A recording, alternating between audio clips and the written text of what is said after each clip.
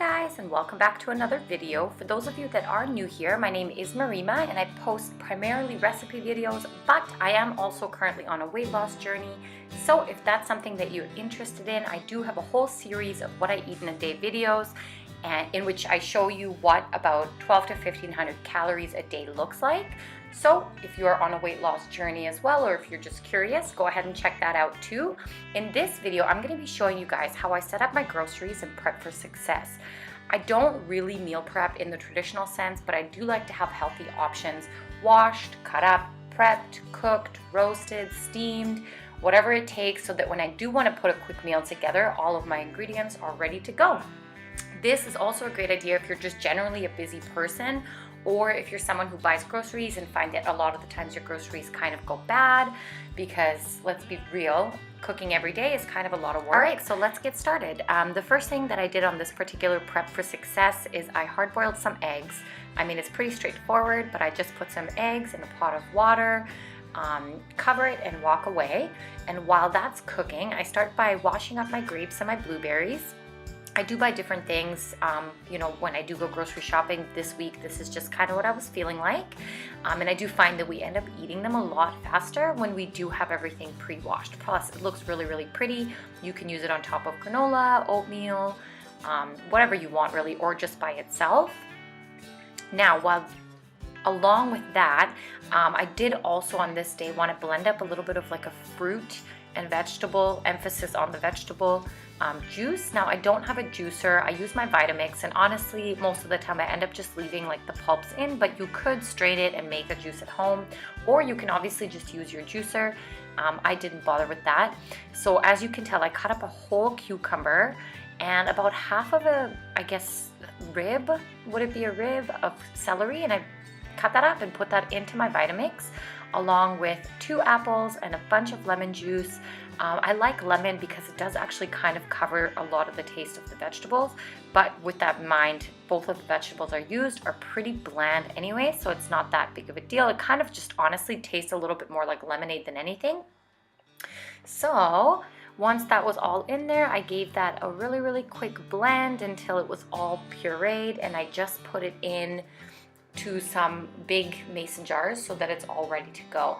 And I will say, you guys, I feel a million times better when I do have one of these in the morning, and it really does help, like with your energy levels, with inflammation.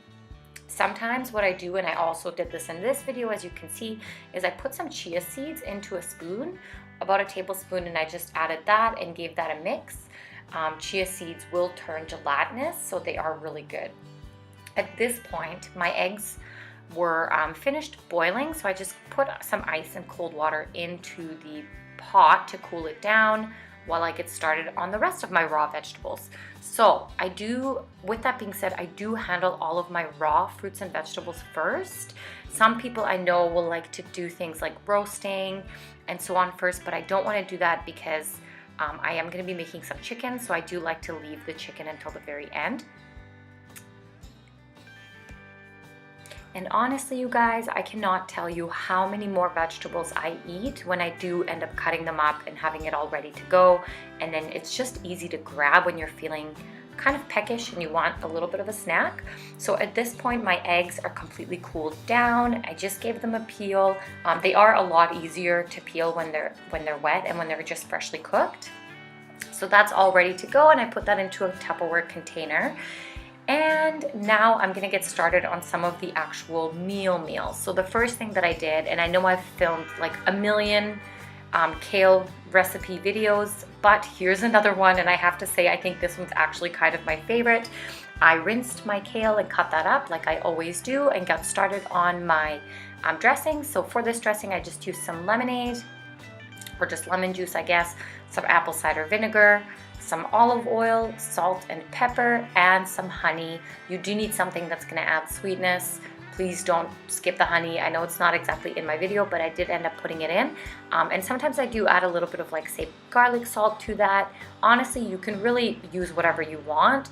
The base for a really good salad dressing vinaigrette is the oil, the vinegar, and a sweet item. So you can use whatever. Oh, I used maple syrup, not honey. Sorry about that.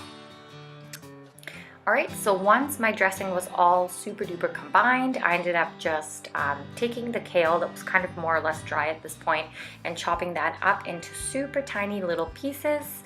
And I ended up just putting my dressing on top of everything at the end. To my kale, again, I added some apple, made sure to cut that up really, really nice and small so that each bite gets a little piece of apple in it as well. And I had these dried black cherries, and I think this is what made this recipe so amazing. It was honestly, it was tart and like delicious and sweet, and I've never tried them before, but I went to the grocery store and I saw these and I was like, okay, I have to try these. And I have to say, it really did make a huge difference, and it was so good and so delicious. All right, and lastly, I kind of forgot to mention this before, but I did end up adding some pumpkin seeds to that too, just for a little bit of healthy fat and extra crunch. So this kale salad was definitely a hit. It was gone within like 2 days. Honestly, between me and Kevin, we ate that up really, really quickly. All right, so lastly, I ended up making 2 different kinds of roasted vegetables and chicken. Again, once I do the chicken last just to kind of avoid any cross-contamination. So I cut up, first thing I did was I cut up some carrots, zucchini, and onions. And originally I did put it into a roasting pan, but then I ended up transferring it into a bowl so that I could add all of my seasonings and so on and so forth to that. All right, so the types of seasonings that I ended up using, and surprise, surprise, it's really no different than my usual. I use salt, pepper, some lemon, some garlic salt, and that's honestly pretty much it. But again, you can use whatever you want. In the other roasted vegetable dish, I did end up using a little bit of a different combination, but I just love this. It kind of just never really ceases to bore me. So I did add a little bit of olive oil to that as well. I didn't add a lot. Sometimes the nice thing with lemon juice too, it acts kind of like it helps with the olive oil in roasting it. I don't know if that even makes sense, but yeah, lemon juice does help a little bit and cuts down on some of the calories as well. So now I've put that onto a baking sheet, and I cut up some chicken into some small cubes. This is always really nice because it's so easy. Everything goes into one pan, it cooks together. And you basically just wanna bake both of the things for about 20 to 25 minutes. On my second sheet pan, I put some green peas as well as, green beans, as well as same thing, the other half of the chicken that I ended up buying. I seasoned this half of the chicken separately just because I forgot to do that with the vegetables. So I just kind of put the same seasonings, salt, pepper, garlic salt. As far as the sauce for the second sheet pan, I just used some of this teriyaki soy sauce, which is basically like a sweeter soy sauce, some garlic powder, and a little bit of a sweetener. Again, obviously I didn't have honey, so I just used maple syrup again. And it kind of created like a teriyaki taste. And I just poured that over the chicken and the green beans. And like I said before, I did end up just baking them together in the oven for about 20 to 25 minutes at 415 or 425. And voila, my meal prep was all done. I would say altogether, this took me probably about an hour. But here's a little bit of a visual. So you can see some of the kale salad has already been eaten. Now that soup I do have coming up in a totally different video, but I did make that too. And there are the roasted vegetables. I just ended up keeping all of the raw fruits and veggies in the fridge so that I didn't end up taking them back out.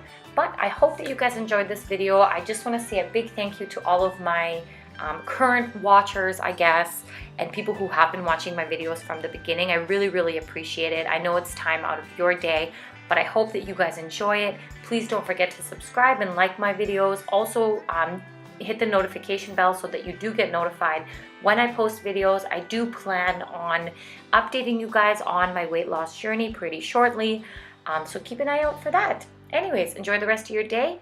Thanks for watching.